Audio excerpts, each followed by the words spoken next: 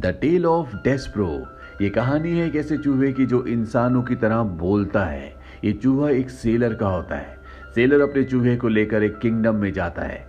दरअसल आज यहाँ पर एक खास सूप पूरी प्रजा को दिया जाएगा और ये सूप बना रहा होता है शाही शेफ। दरअसल इस शेफ के पास एक ऐसा जीनी होता है जो इसकी इस सूप को बनाने में मदद करता है। और जब ये सूप बना रहे होते हैं तो गलती से सूप के अंदर वाइन की बोतल गिर जाती है, लेकिन जब इस सूप को टेस्ट करते हैं तो आज तक का ये सबसे बेहतरीन सूप बना होता है। सेलर का बोलने वाला चूहा जिसका नाम रॉस्क्यूरो है वो ये सब कुछ देख रहा होता है और अब इस खास सूप को राजा और रानी को दिया जाता है। और जब रानी सूप को पीने वाली होती है कि रॉस्क्यूरो ऊपर से रानी के सूप में गिर जाता है और जब रानी देखती है कि एक चूहा उसके सूप में गिर गया है तो वो शॉक्ड हो जाती है, जिससे उसे दिल का दौरा पड़ता है और रानी की मृत्यु हो जाती है। रानी की मृत्यु से पूरी प्रजा डर जाती है। राजा गुस्से में आ जाता है और वो अपने सिपाहियों को ऑर्डर देता है कि इस चूहे को मार दिया जाए। रॉस्क्यूरो अपनी जान बचाने के लिए भागता है और एक विंडो तक पहुंच जाता है जहां से वो देखता है कि उसका सेलर उसे छोड़कर यहां से भाग चुका है। अब सिपाही उसे पकड़ने के लिए उसका पीछा करते हैं। रॉस्क्यूरो अपनी जान बचाते बचाते नाली के पास यानी कि ड्रेन के पास आ जाता है और इससे पहले कि सिपाही उसे मारते वो उस ड्रेन के अंदर गिर जाता है जहां पर उसे एक दूसरा चूहा दिखता है जो कि बूढ़ा होता है। दरअसल यहाँ पर जितने भी चूहे हैं ये बूढ़ा उन सब का लीडर है। वो रॉस्क्यूरो को अपने साथ ले जाता है। राजा रानी की मौत से बहुत ज्यादा दुखी होता है, इसीलिए सूप से रिलेटेड जितनी भी चीजें होती है वो उन सब को बैन कर देता है। दरअसल यहाँ पर एक रॉयल सूप डे होता है जो कि बहुत फेमस है और अब वो सूप डे नहीं होगा और शाही शेफ अब सूप नहीं बना सकता, इसीलिए शेफ का जो जीनी होता है वो अपीयर होना यानी कि उसके सामने आना बंद हो जाता है, जिस वजह से इस पूरे किंगडम में अकाल पड़ जाता है। यहाँ न धूप निकलती है न बारिश होती है, जिस वजह से राजकुमारी भी बहुत उदास हो जाती है।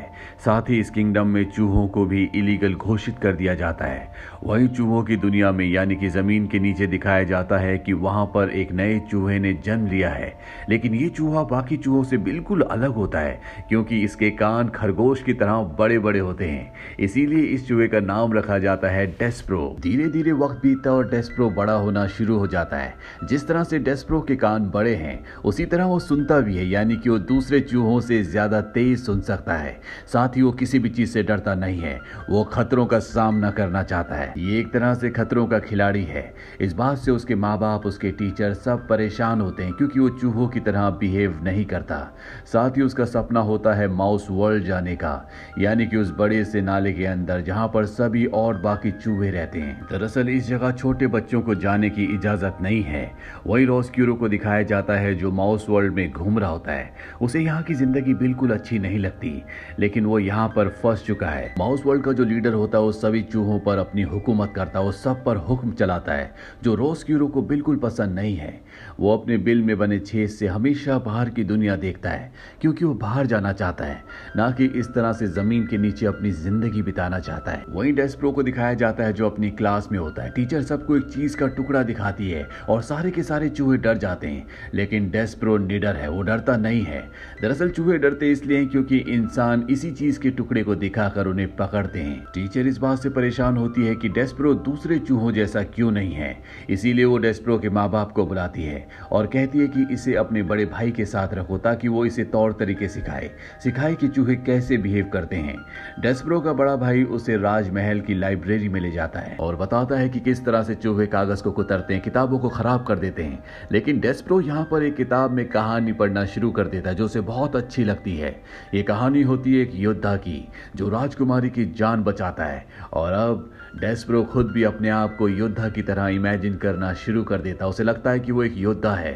यहाँ से वापस जाने के बाद भी डेस्प्रो अपने आप को एक योद्धा ही समझता है और वो होता भी योद्धा की तरह है क्योंकि उसके अंदर डर नहीं है। एक दिन वो राजकुमारी को देखता है जो कि बहुत उदास होती है। वो उसके पास जाता है और राजकुमारी से बहुत सलीके से बात करता है। राजकुमारी उसके बिहेवियर को देखकर उससे इंप्रेस हो जाती है। इसके बाद डेस्प्रो उसे वही कहानी सुनाता है उसी योद्धा की जिसने राजकुमारी को बचाया था, जो कहानी राजकुमारी राजकुमारी को बहुत अच्छी लगती है, लेकिन डेस्परो ने ये कहानी पूरी पढ़ी नहीं होती, इसीलिए वो कहानी का अंत राजकुमारी को नहीं सुना पाता। लेकिन राजकुमारी सुनना चाहती है। डेस्परो से वादा करता है कि वो कहानी पूरी पढ़कर आएगा और फिर से राजकुमारी को कहानी सुनाएगा। अब डेस्परो के माँ बाप को पता चल जाता है कि उसने इंसानों से बात की, जो चूहों की दुनिया में एक जुर्म है। वहीं डेस्परो को दिखाया जाता है जो कहानी को पूरा पढ़ने के लिए एक बार फिर से लाइब्रेरी में जाता है, लेकिन तभी यहाँ पर काउंसिल के मेंबर्स आ जाते हैं और वो उसे पकड़कर काउंसिल में ले जाते हैं, जहाँ पर उसके ऊपर इल्जाम होता है कि उसने इंसानों से बात की, उसने कई रूल्स को तोड़ा, इसीलिए उसे माउस वर्ल्ड से निकाला जाता है। उसे जमीन की गहराइयों में भेज दिया जाता है, जहाँ पर पूरी तरह से अंधेरा होता है। लेकिन डेस्परो खुद को एक योद्धा समझता है, इसीलिए वो बिना डरे हुए अंधेरे रास्तों से होता हुआ एक जेल तक पहुंच जाता है, जहाँ पर बहुत सारे चूहे जेलर को परेशान कर रहे होते हैं। सारे चूहे तो भाग जाते हैं, लेकिन डेस्परो को जेलर पकड़ लेता है। डेस्परो उसे वो कहानी सुनाना शुरू कर देता है जो उसने प्रिंसेस को सुनाई थी, लेकिन जेलर को ये कहानी पसंद नहीं आती। वो उसे वहीं पर अकेला फेंक कर निकल जाता है। तभी बाकी चूहे आते हैं और वो डेस्परो को उठाकर अपने उसी बूढ़े लीडर के पास ले जाते हैं, जिस लीडर को आज से कई साल पहले रॉस्क्यूरो मिला था। ये लीडर बहुत जालिम होता है, जो रॉस्क्यूरो को अपने जैसा जंगली बनाना चाहता है, लेकिन आज तक रॉस्क्यूरो उसकी तरह नहीं बना।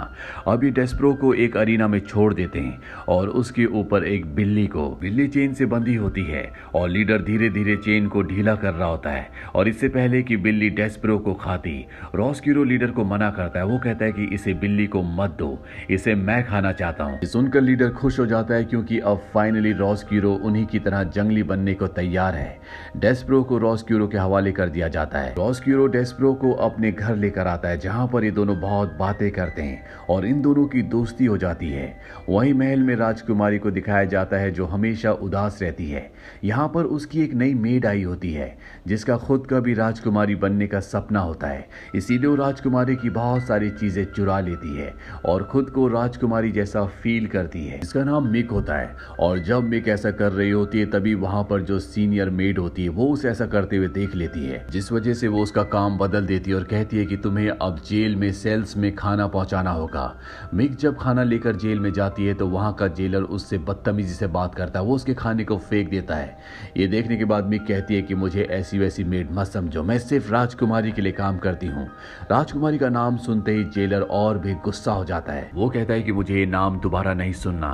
दरअसल उसकी खुद की एक बेटी है जिसे वो राजकुमारी ही समझता है, पर पैसों की कमी की वजह से उसे अपनी बेटी को किसी और को पालने के लिए देना पड़ा, इसीलिए वो हमेशा उदास रहता है। ये सारी बातें यहाँ पर रॉस्क्यूरो भी सुन रहा होता है और वो डेस्परो को बताता है कि ये सब मेरी वजह से हुआ है, मेरी वजह से रानी की जान गई थी, जिसके बाद पूरे किंगडम में अकाल पड़ गया, हर तरफ उदासी है और एक यही कारण है कि राजकुमारी हमेशा उदास रहती है। रॉस्क्यूरो फैसला करता है कि वो राजकुमारी से माफी मांगेगा, इसीलिए वो छुपता हुआ राजकुमारी तक पहुंच जाता है।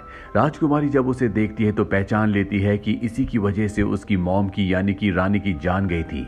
वो चिल्लाना शुरू कर देती है। रॉस्क्यूरो उसे समझाने की बहुत कोशिश करता है, लेकिन राजकुमारी उसकी एक बात नहीं सुनती और यहाँ पर अब सिपाही आ जाते हैं जो रॉस्क्यूरो का पीछा करते हैं।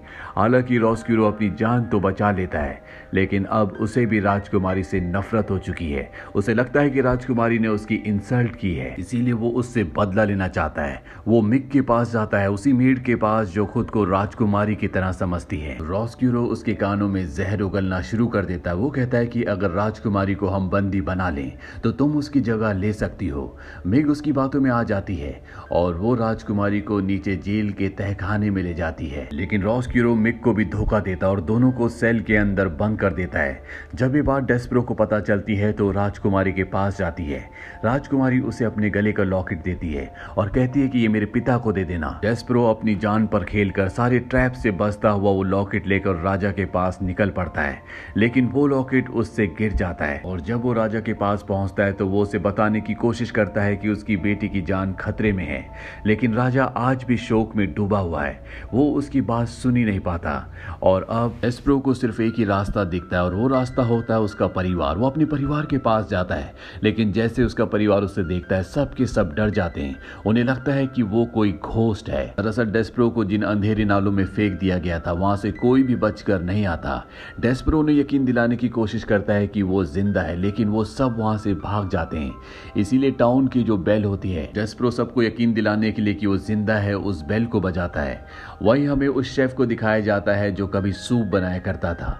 उसे अपने सपनों में सब्जियां दिख रही होती है और बैल की आवाज़ सुनकर वो उठ जाता है और वो फैसला करता है कि अब वो सूप बनाएगा और दोबारा से वो सूप बनाना शुरू कर देता है। और जैसे सूप की खुशबू पूरे टाउन में फैलती है, उसका वही जीनी भी वापस आ जाता है जो उसकी सूप बनाने में मदद किया करता था।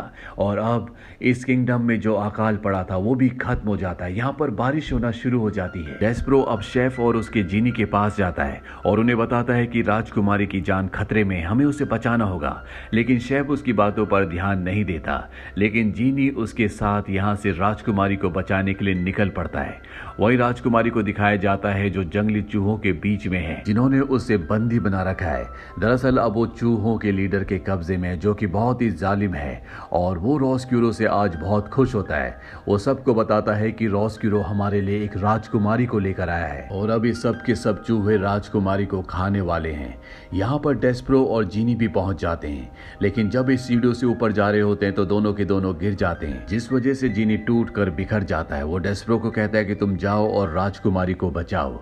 वही हमें लीडर को दिखाया जाता है जो रॉसक्यूरो को कहता है कि तुम खाने की बेल बजाओ, लेकिन वो साफ साफ मना कर देता है क्योंकि उसे एहसास हो चुका है कि उसने गलती की है। उसे राजकुमारी के साथ ऐसा नहीं करना चाहिए था। इसीलिए लीडर खुद ही बेल बजा देता है और अब सब के सब चूहे राजकुमारी को खाने के लिए उसकी तरफ बढ़ते हैं। लेकिन यहाँ पर डेस्परो भी पहुंच जाता है और वो यहाँ पर जो कैट होती है उसे आजाद कर देता है। कैट सभी चूहों के ऊपर हमला कर देती है, जिससे वो सब अपनी जान बचाकर यहाँ से भागते हैं।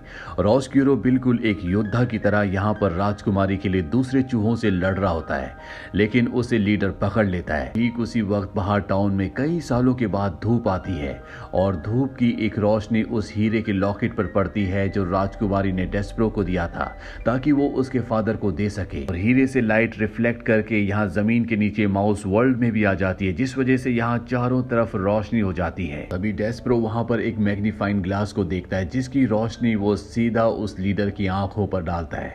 लीडर नीचे अरीना में गिर जाता है जहां पर कैट है और कैट से बचने के लिए वो उसी के सेल के अंदर चला जाता है। कैट भी उसके पीछे जाती है और तभी राजकुमारी बाहर से इस गेट को बंद कर देती है और इस तरह से कैट लीडर का अंत कर देती है। इसके बाद दिखाया जाता है कि राजकुमारी ने रॉसक्यूरो को अब माफ कर दिया है। हालांकि उसकी वजह से उसकी मॉम की जान गई थी, लेकिन वो समझ चुकी है कि वो सिर्फ एक हादसा था। वही हमें राजकुमारी की मेड को दिखाया जाता है जो अब भी सेल के अंदर होती है। जेलर जब सेल के अंदर जाता है तो वो उसकी गर्दन पर एक निशान देखता है और पहचान जाता है कि ये उसी की बेटी है जिसे उसने कई सालों पहले पैसों की कमी से किसी और को पालने के लिए दिया था। वो अपनी बेटी को पाकर बहुत खुश होता है। मिक को भी उसके पिता वापस मिल गए हैं।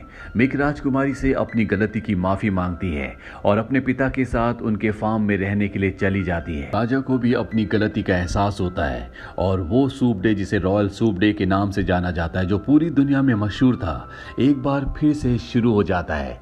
डेस्परो अब राजकुमारी का एक अच्छा दोस्त है। वही रॉसक्यूरो को दिखाया जाता है जो पहले की तरह एक बार फिर से समंदर की सैर करता हुआ दुनिया के आखिरी छोर तक जाने के लिए निकल पड़ता है। और इसी के साथ इस कहानी की एक हैप्पी एंडिंग हो जाती है। उम्मीद करते हैं कि ये कहानी आपको पसंद आई होगी।